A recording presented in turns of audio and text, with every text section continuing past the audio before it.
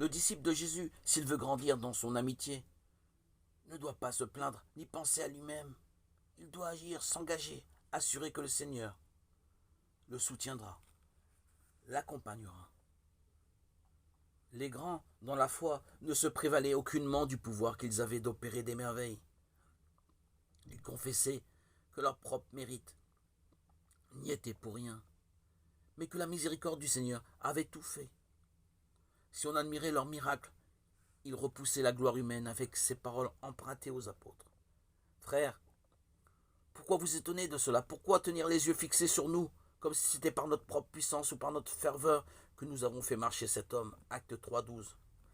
Personne, à leur sens, ne devait être loué pour les dons et les merveilles de Dieu. Mais il arrive parfois que des hommes enclins au mal et qui sont blâmables sur le sujet de la foi chassent les démons et opèrent des prodiges au nom du Seigneur. C'est de quoi les apôtres se plaignaient un jour. Maître, disait-il, nous avons vu un homme qui chasse les démons en ton nom, et nous l'en avons empêché parce qu'il ne va pas avec nous. Sur l'heure, le Christ répondit, ne l'empêchez pas, car celui qui n'est pas contre vous est pour vous.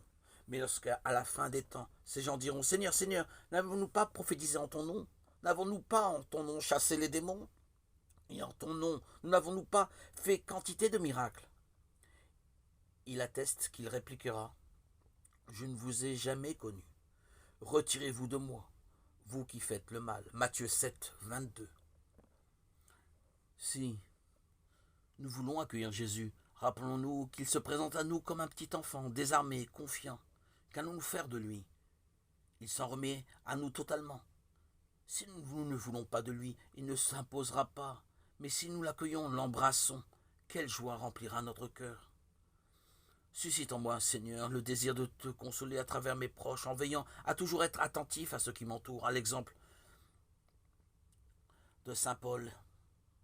Qu'il soit béni, le Dieu et Père de notre Seigneur Jésus le Christ. Il nous a choisis dans le Christ avant que le monde fût créé, pour être saints et sans péché devant sa face, grâce à son amour.